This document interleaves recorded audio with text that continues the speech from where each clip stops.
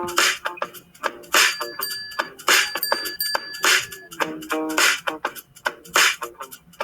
name is Matt Vogel. I am one of the Muppet performers on Sesame Street. I play Big Bird. Hello there. Big Bird here with my friend, the sheep. On Sesame Street, there are basically three kinds of puppets. There are rod puppets like Elmo. There are live hand puppets like Cookie Monster. And then there are puppets that you wear like Big Bird or Snuffy. I wear ridiculous orange pants with giant feet. They put the puppet over my head, goes down to about my knees. My right hand is up in the air inside the head, and that moves the mouth of Big Bird. And that makes me talk like Big Bird like this. Inside the head, there's also a little trigger on my pinky that moves Big Bird's eyelids up and down. Then my left hand is inside Big Bird's left wing, and the right wing, there is a monofill that goes up through his neck and down into that left hand. When I move my live hand up, the right hand goes down, and vice versa. Hello there, it's me, Big Bird. When we'll need two hands to pick up a prop or hold something, a right hand performer will come in, put their hand in the wing, and that's how we do it. Really fun. And then on the outside, like 4,000 turkey feathers that have been meticulously graded and steamed and dyed. Big Bird is the heaviest puppet in the world. No, I don't know. I don't know how much he weighs. My name is Ryan Dillon, and I am the Muppet performer for Elmo. Hi, Oscar. Oh, Elmo and Rosita, I help and keep the street nice and clean. Yeah. So Elmo is a standard hand and rod Muppet, meaning that my hand controls him like this. It's very important when you're puppeteering in this style to not flap the top of your mouth, because we don't do that as humans. So you drop the jaw on all the syllables. His hands are worked by what we call arm rods. There's just two metal rods with dowels in them, and I tend to control them on my own, but sometimes I'll have an assistant performer come in and help for more difficult scenes. Ta-da!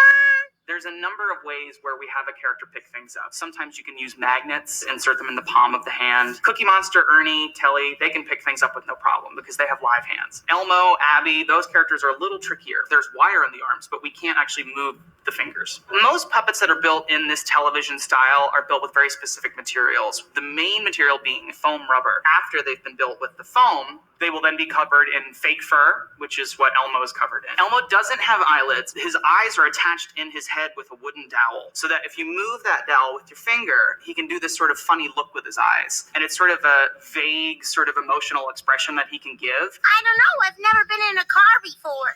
Really? And so he doesn't really have a mechanism necessarily, but he does have that, which I use more than I probably should.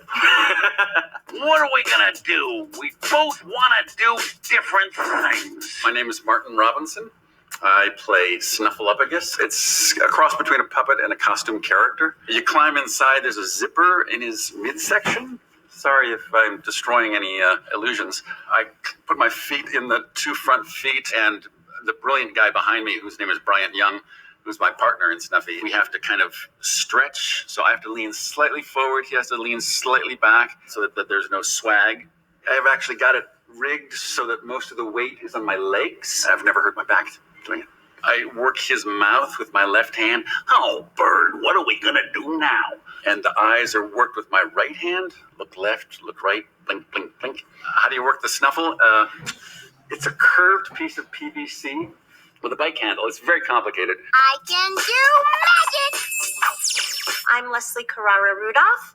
My main character is the fairy, Abby Cadabby, but I do all kinds of things. She reminds me of my dog. You know, the way she looks on screen, she's always excited and happy. What was that? She has her hands and rods, but she also has wings. So she has like this little tube that has a mech that you rock back and forth, and that makes her wings go. When I first got her, they thought originally that they were going to use this motor. It was loud, it was uncomfortable, and they said, yeah, that doesn't work. We perform above our head. We look down at a monitor in order to see what direction our puppet's going. And I remember Dave Goles said to me, and he was right, he says, it's going to be about 7 years before you really know what you're doing. Rudy here to share the laughter and tell a joke. I'm Frankie Cordero, and I play Rudy on Sesame Street. I describe him as, he's definitely super curious, which gets him into trouble sometimes as well, but he definitely always means well. This is going to be his third season coming up that I'm doing, so he's still a little new. The puppet itself is a pretty basic Muppet style puppet with the moving mouth and the rod hands, but it still took some getting used to. On Sesame Street, a lot of times around the floor, on rollies. Obviously, these characters are rather small compared to people. 3, 2, rehearsal. So we've got several characters on screen, but then we've got 6 or 7 bodies down below, because we sometimes have assists as well that come in to do right hands or wings or different things. Something's there on the ground. Under the tree. What could it be? So there's a little bit more choreography going on down below compared to what you actually see on screen. Let's camera rehearse that. All right, here's a rehearsal, everybody. At its essence, every character is the person performing it. You take a piece of your personality and you blow that up, and that kind of becomes the essence of the character. So Big Bird for me is this kind of wide-eyed, every child that just wants to play and have fun. A little bit of me when I was younger, but then also a mixture of 2 nieces of mine, as well as one of my cats. When I started doing Elmo, I had been with Sesame Street for a number of years, doing right-handing under the guidance of the performer before me who played Elmo. So I started to pick up the mannerisms of the character just being in the studio. I have understudied under Carol Spinney for over 20 years. We've got to bring those birds together and all work as one. It does take a very long time to feel like you are the character. We have this thing that some of us say, like it's being able to take the character out of the glass box and just set it free. So for me, for Abby, I got to create her style. A straw? I don't think we have those in fairyland. There's little moments that we're always discovering that brings her to life, or excited, the way she shakes. All that is organic to the heart and the exploration, and sometimes it looks awful, and sometimes it looks great. No matter what we do, we're mirroring humanity in some really important, incredibly effective way, which is strange for a snuffleupagus and a worm, but that's exactly what we do. There are 5 of us here. Right, It's easy and to we're sit on like this sofa, this. but if we were sitting on the floor and trying to do our puppets, we'd have arms all over the Right. And you have to turn sideways because you have to get an angle like You have to be this. left I have to be left. Or, to you do know one what? of these. I'm going to go So in it's- front.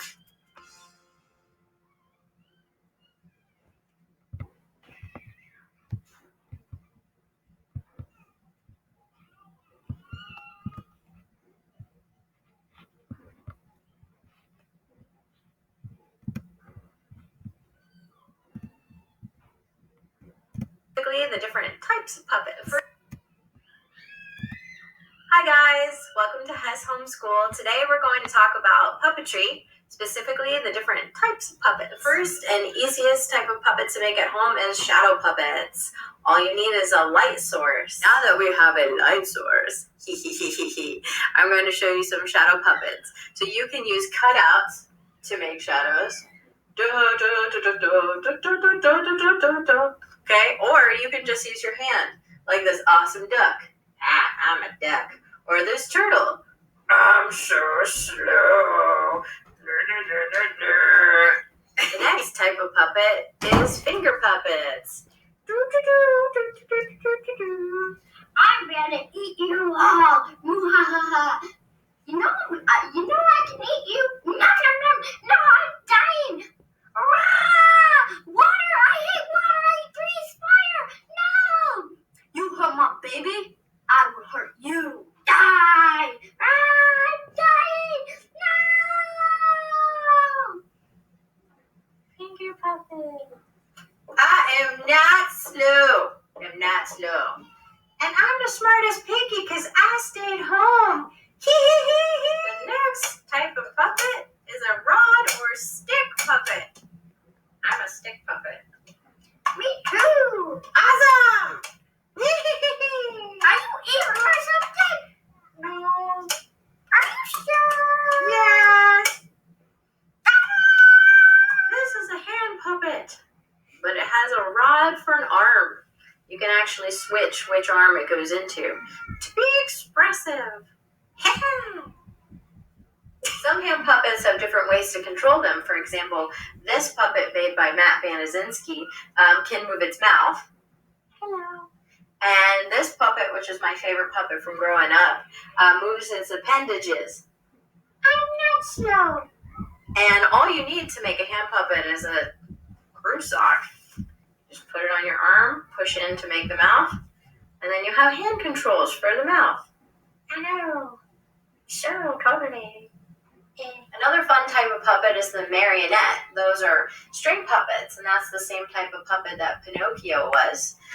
Marionettes can have 4 legs, or they can have 2 legs. The controller at the top is called an airplane controller because it looks kind of like an airplane. Okay, and you twist from side to side to move the arms and legs. Okay, and then you can pick up the strings individually to make really tiny, minute kind of movements. But usually marionettes are enacted out on the ground.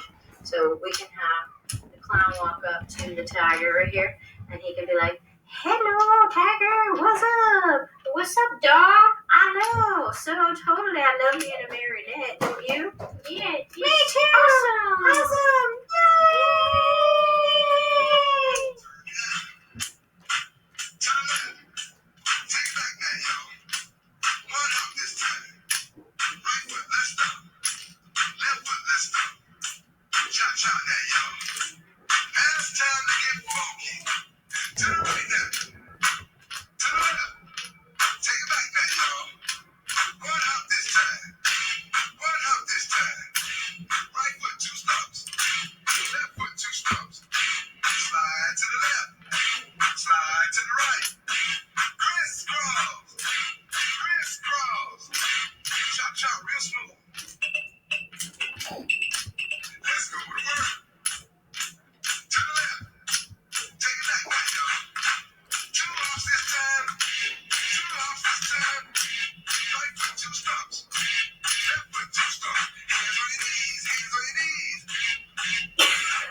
Full body puppets are controlled with your whole body.